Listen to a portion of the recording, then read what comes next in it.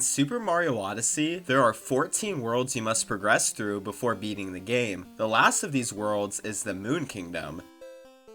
Moon Kingdom can be broken down into 4 sections. There's the surface, the Moon Cave, the chapel, and the escape sequence. Within the first week of Odyssey's release, the Moon Cave was cut out of speedruns entirely thanks to this skip.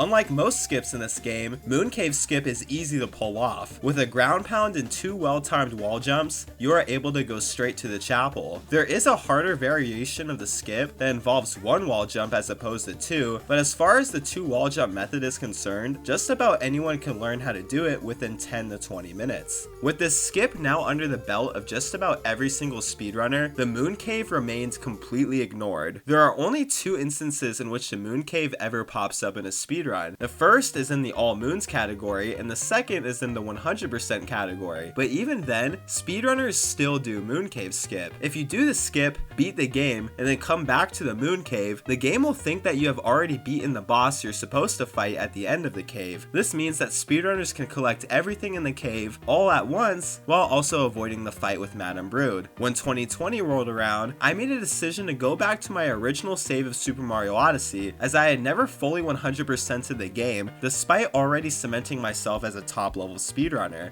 Let's fucking go! Lo and behold, the first place I ended up going to was the Moon Cave, as I had not been in it since the game came out. All this to say that despite my absurd amount of playtime in Odyssey, I still went years without seeing, or even thinking about this section of the game. But in that same year, a few speedrunners decided that it was finally time to optimize the Moon Cave. You'd think that this task would be trivial, as it only takes about 10 minutes for a casual player to go from start to finish, but this little side quest very quickly turned into one of the most optimized speedruns on Super Mario Odyssey's category extensions leaderboard. But before I show off our first world record, it's important to understand the intended way of beating the cave. After dropping in, you lose your moon gravity and are faced with this linear gauntlet of platforming challenges. First, you drop down to these dry bones. You then use 1 to fly over to this tank, which you then use to access this spark pylon. Once you make it up, there's this Hammer Bro section, which is then followed up by the Wiggler section. The intention here is that you simply stay on the platform, using any means necessary to avoid danger. We then use bullet bills to make it over to this switch. When the switch is activated, it will spawn in this invisible path, which is where the Moai comes in handy. This spark pylon will take you to the 3rd section of the cave, which involves using these charging chucks to dash through the rocks. Once that is done, this final spark pylon will take us to the Madame Brood boss fight. This fight is essentially the same as the one in Cascade Kingdom, with the only difference being that the Chain Chomp has more hats to knock off. You can realistically spend hours exploring, but if the casual player was tasked with going from start to finish without any exploring, it would take anywhere from 5 to 10 minutes, assuming the player doesn't have a DoorDash delivery to pick up. But on August 4th of 2020, Moon Cave had officially become a speedrun category on Super Mario Odyssey's category extensions leaderboard. Unfortunately, the first recorded run has been lost to time, and so the next best thing we have is the second world record, which was achieved by Tetrazile on August 5th of 2020. Since this speedrun is simply the completion of 1 section, I'm going to break this cave up into 4 sections to better explain what's happening here. Section 1 will span from the beginning all the way to this first wire. Section 2 will be the section in between wire 1 and 2. Section 3 will be the section in between wire 2 and 3. The boss fight after wire 3 will be the final section, otherwise known as Section 4.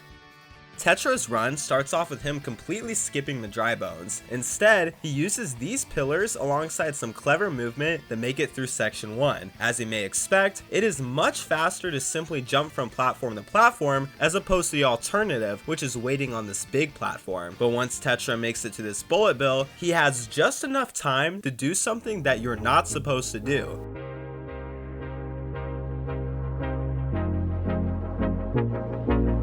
You See, the bullet bill will blow up after a certain amount of time has passed. If you hold Y while using the bill, you will go just a tad bit faster. But for some reason, if you let go of Y after the first shake, you are able to go even faster, allowing for Tetra to skip section 3 with ease. From here, all he has to do is wall jump up, and just like that, we have arrived at section 4. When speedrunners are fighting Madame Brood in Cascade Kingdom, they hold out Cappy, backflip, and then by the time the backflip is initiated, we bring Cappy back to knock the hat off of the Chain Chomp so that we can then capture it and ultimately win. The same idea applies here in the Moon Cave, except now we have to throw Cappy at the Chomp a few more times before getting a hit off. Once Tetra gets his 3 hits off on Madame Brood, he finishes out the run in 2 minutes and 34 seconds. That same day, Zenon would improve the world record. Even though Tetra had a few hiccups in section 1 and 2, Zenon was even farther behind going into the final section, but with a different approach to Madame Brood, he was able to edge Tetra out with a 2:33. Instead of hitting the Chain Chomp like this, Zenon would instead stay on the Chain Chomp and use homing cap throws to knock the hats off quicker. But to end off August 5th of 2020, there would be one more world record that would completely trample the other two. So I was going to make a montage of this record because it's quite a step up from the other two, but this is the video footage I'm working with. Now sometimes, speedrunners don't have the resources to record high quality footage. Other times, speedrunners will purposely create a bad layout because it's funny to have 35 different images on screen. What's the point? But this layout is just bad, dumb, stupid, and lame. G-Man, your layout is so lame that you lost your montage privileges, and if any other speedrunner is doing this in 2025, I sincerely hope that your computer catches on fire. Now with that being said, this 225 contains all of the same strategies in Zenon's run, with the 8 seconds of time save coming from there being no notable mistakes, but within the following days, Ofer 871 would take over the Moon Cave. Unfortunately, I do not have access to a lot of Ofer's footage, and so I have other footage that will hopefully help simulate what is going on. With that being said, Ofer not only had a cleaner section 2 and 4, but he had found a faster strategy in section 1. It turns out that flying to the tank with the dry bones was a bit faster, allowing Ofer to get the first ever sub 220. That same day, Ofer would set another world record, shaving his time down to a 218. Even though it had only been 48 hours since the Moon Cave had become an official speedrunning category, it was looking like the speedrun was already being put to rest. Ofer himself said that a 216 was realistically the best he could do, but just when people were already starting to theorize the speedrun's limits, something very peculiar happened. It turns out that this cage surrounding the pylon has an opening in its hitbox. The only problem here is that this opening is extremely small, meaning that a great deal of precision is required if you want to get Cappy through this cage, let alone getting Cappy through the cage on the first try. To put into perspective just how difficult this is, I tried it myself to see how consistent I could get. Let's just say that it was hard for me to be consistent when I couldn't even pull off the trick a single time. Nonetheless, a first try tankless would save 2 seconds, bringing the Moon Cave's best theoretical time down to a 214. On August 7th of 2020, Ofer would get his first world record with tankless, getting a time of 217. Since these runs would barely get past tankless, Ofer ended up losing a few seconds in the second half of the run due to nerves. But the very next day, Ofer would do this.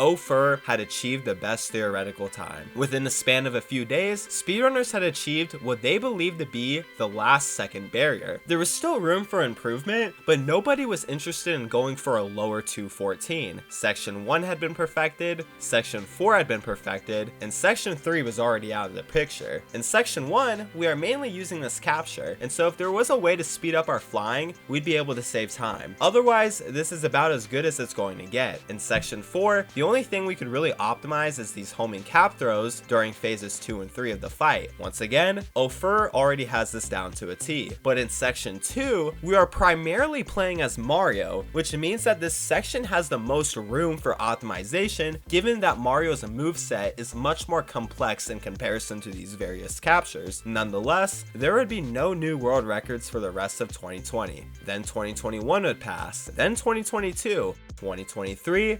2024, and just like that, the world record was still a 2:14 entering 2025. While a plethora of players had submitted times of their own, it seemed as though speedrunners in 2020 were right. 2:14 was simply the last second barrier.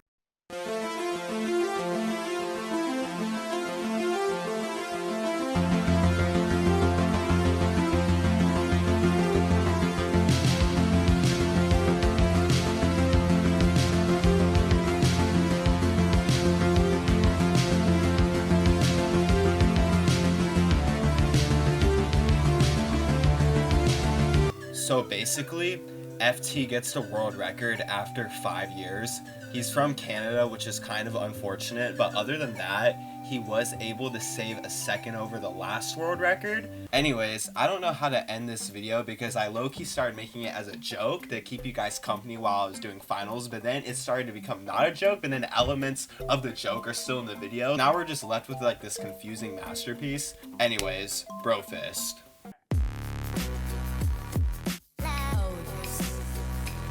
The portion of it that he moves, which we call Mario's de facto speed. So in he has a de facto speed.